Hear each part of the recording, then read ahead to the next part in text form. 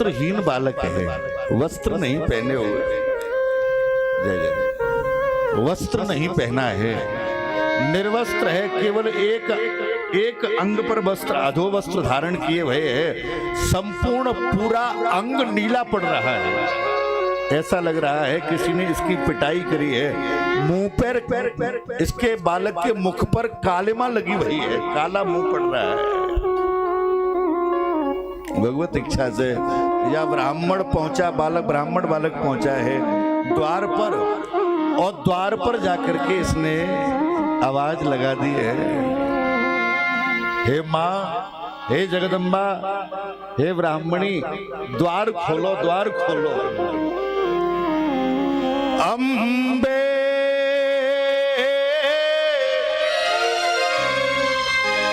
अत्यंत रुदन करता हुआ वह बालक, पोटली राशन की रखी सिर पर, रोता हुआ बालक आवाज लगा रहा है, हे माँ, आप मेरी तरफ देखो, द्वार खोल के मेरी क्या स्थिति है रही है। अम्बे अब की मोहि निहारो, निहारो, अब की मोहि निहारो, अम्बे अब की मोहि निहारो, निहारो, अब की मोहि निहारो। हे माँ, अब द्वार खोल करके देखो, मेरे मुख को देखो और मुझे अब की बार माफ कर दो, बस। आवाज लगा रहा है बालक। अम्बे अब की मोहि उबारो, उबारो, अब की मोहि उबारो, अब की मोहि उबारो।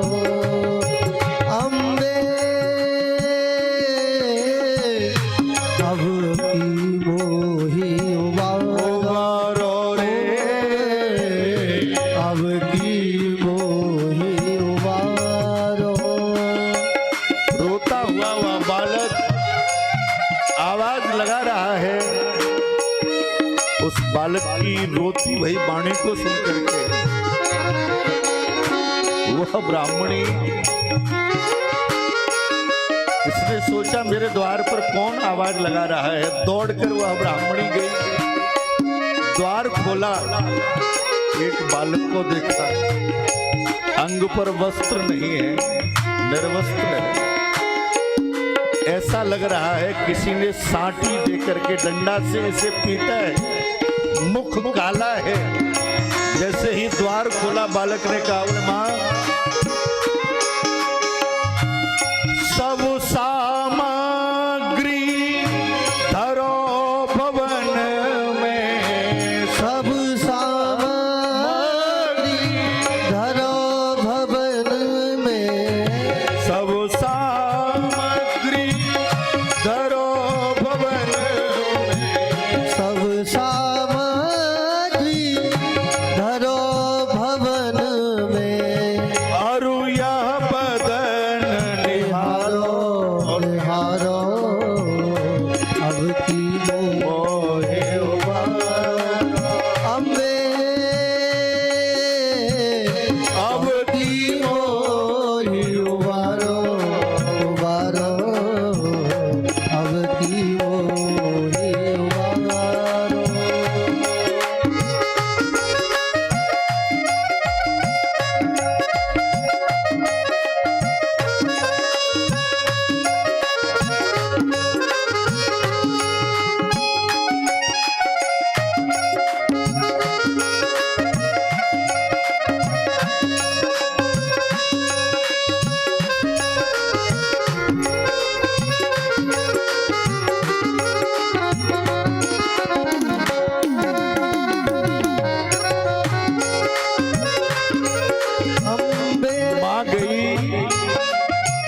माँ ने देखा कोई बालक है, पोटली राशन की रखी है, राशन की पोटली उठाई, खोल करके देखा संपूर्ण राशन भरा हुआ है।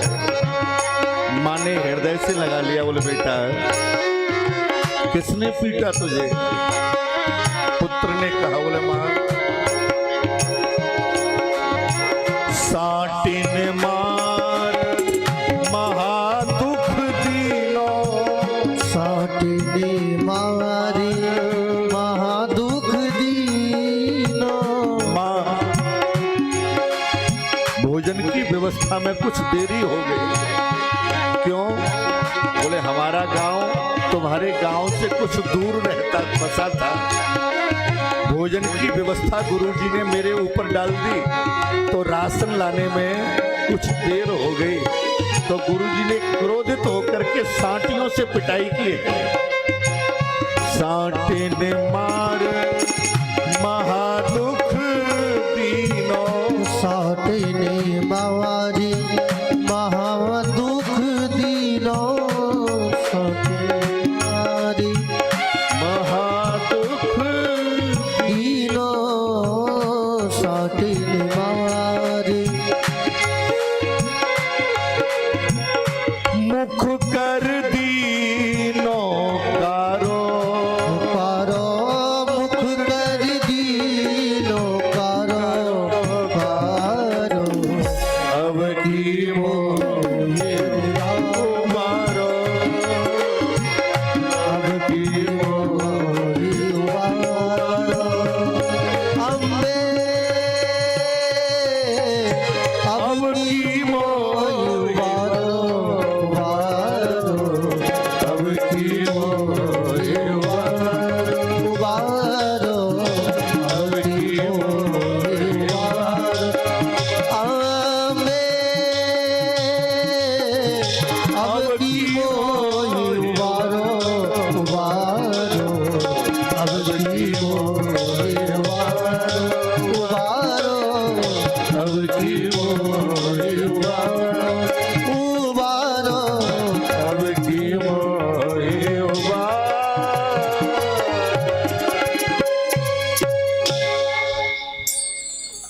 माँ ने देखा जाकर के, महाराज उस पुत्र को लिया, राशन की पोटली रखी, मुख धुलाया माँ ने। अंग पर जो घाव था उस घाव पर तेल मल्लम लगाया।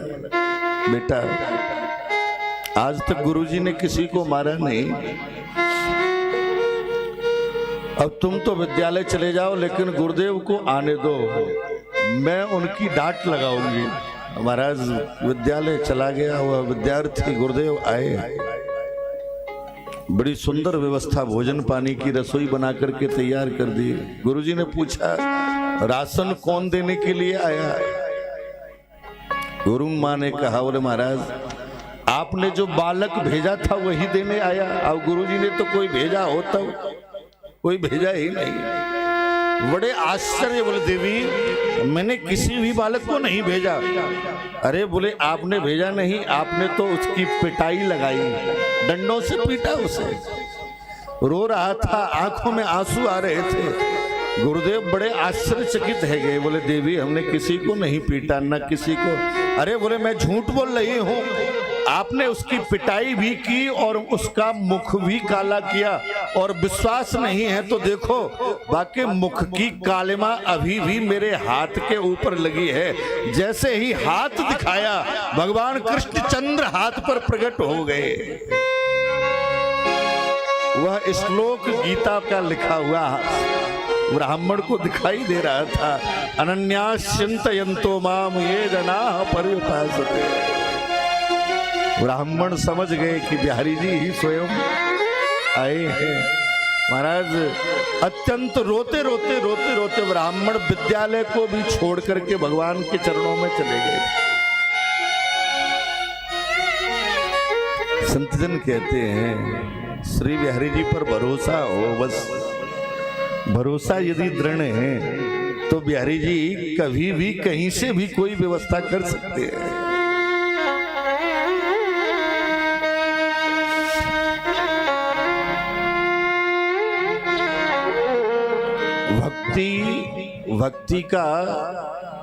भक्ति की जो दृढ़ता है भक्ति का प्राकट्य है। एक विशेष बात समझें थोड़ा सा, वैसे तो सब जानते हैं यहाँ,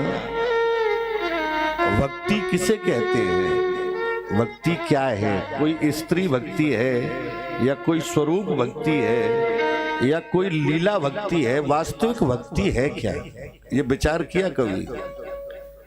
भक्ति स्त्री है या पुरुष है या कोई रूप है या कोई वाणी है, भक्ति कहते किसे है? ये एक विचार करने वाली, भगत बन गए लेकिन पता नहीं भक्ति है क्या।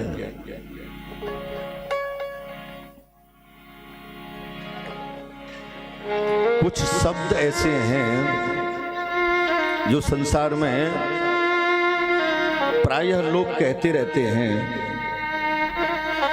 प्रायः लोग कहा करते हैं, संसार में अपने परिवार में यदि जीव की जो ममता होती है, परिवार में, परिवार से जो संबंध होता है, उस संबंध का नाम मोह है। क्या कहते हैं उसे? क्या कहते हैं? मोह।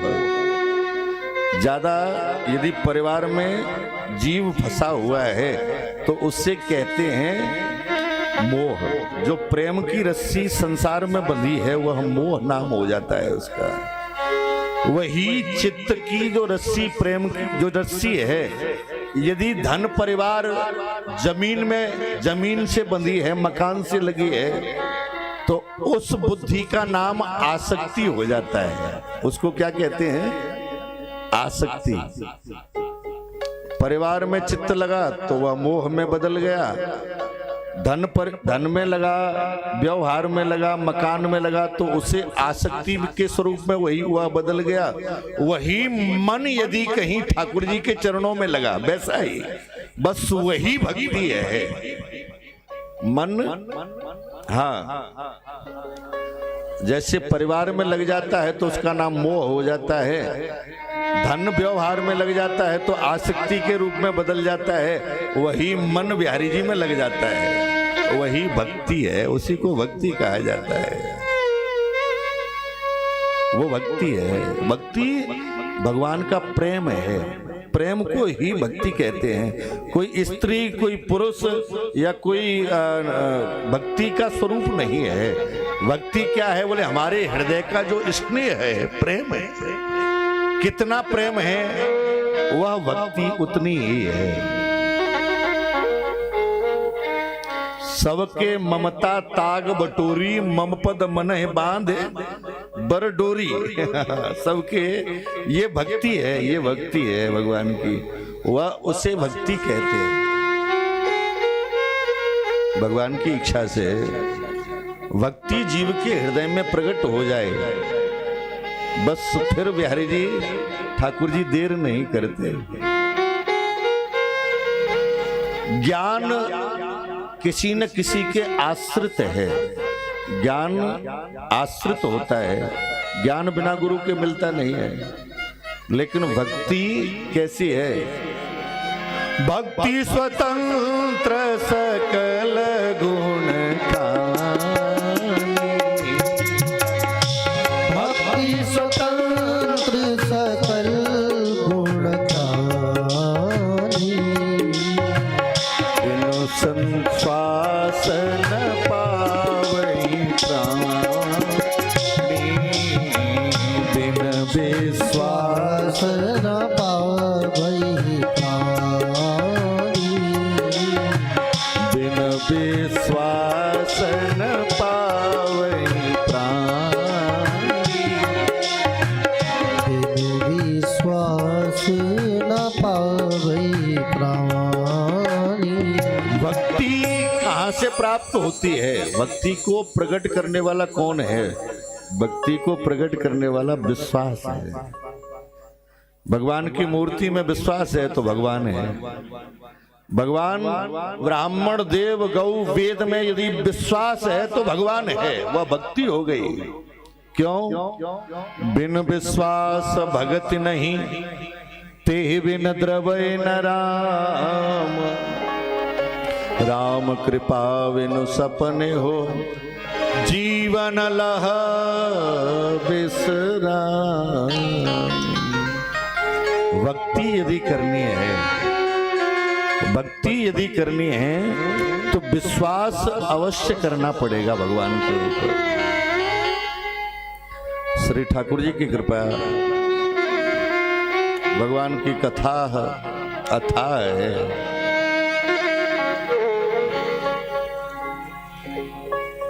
भगवत चरित्र श्री ठाकुर जी की कृपा से भगवान ने इन संपूर्ण जितनी भी 16,108 रानी थी इनको अपनी शरणागति दिया, शरण दी। श्री बिहारी जी के विवाह भये 16,108। भगवान के कितने विवाह भये? 16,108 विवाह श्री ठाकुर जी के संपन्न भये। सुखदेव जी कहते हैं, राजा बड़े आनंद से बिहारी जी अपने परिवार के साथ निवास करते हैं, बड़े धूमधाम से।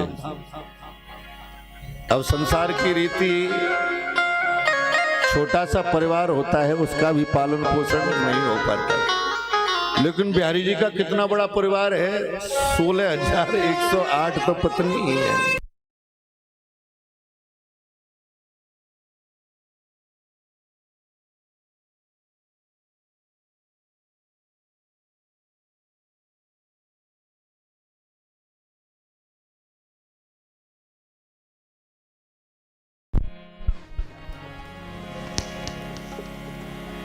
श्री सुखदेव जी कहते हैं, राजा श्री ठाकुर जी के 16,108 पत्नी ही है।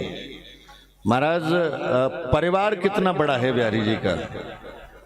एक एक रानी के यहाँ, प्रत्येक रानी के यहाँ एक बेटा, एक बिटिया और 10 बेटा। हर रानी के यहाँ 10 पुत्र और 1 पुत्री। कितना बड़ा परिवार रहा होगा ठाकुर जी का। 1,61,080 बेटा बेटी थे ठाकुर जी के। इतना बड़ा परिवार बिहारी जी का था। हर रानी के 10 बेटा और 1 बिटिया। 1,61,080 बेटा बेटी श्री ठाकुर जी के भये। संतजन कहते हैं, एक दिन श्री नारद जी के मन में एक व्यवस्था विचार आया। मन में विचार करने लगे नारद जी, छोटा सा परिवार होता है, उस परिवार के पालन पोषण करने में जीव पूरा जीवन निकाल देता है। भगवान इतने बड़े परिवार को कैसे पालते होंगे। चलो द्वारिका में जाके दर्शन करना चाहिए। श्री नारद जी द्वारिका पहुंचे हैं भगवान की परीक्षा लेने के लिए। सुखदेव जी वर्णन करते हैं, राजा भगवान जैसे ही द्वारिका पहुंचे हैं, हृदय में परम आनंद प्रकट हुआ। भगवान समझ गए कि नारद बाबा परीक्षा लेने के लिए हमारी आए हैं। रुक्मिणी के भवन में श्री नारद जी महाराज पहुंचे हैं। महाराज संतजन कहते हैं, रुक्मिणी के यहाँ ठाकुर जी बैठे भाई। माता रुक्मिणी भगवान की चरण सेवा कर रही हैं।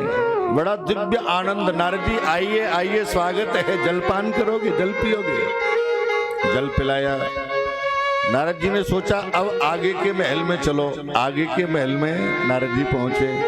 भगवान बिहारी जी वहां बच्चों को पढ़ा रहे हैं। नारद जिस भवन में जाते हैं, नारद जी से पहले ठाकुर जी वहां पहुंच जाते हैं। एक महल में ठाकुर जी के दर्शन है रहे हैं। मन में ऐसा विचार कियो, अंतिम भवन में श्री नारद जी पहुंचे। एक भवन लास्ट रह गया था, उसी में श्री नारद जी चले गए। महाराज देखा एक युवती बड़ो लंबो सो घूंघट डाले भाई और बैठी भाई।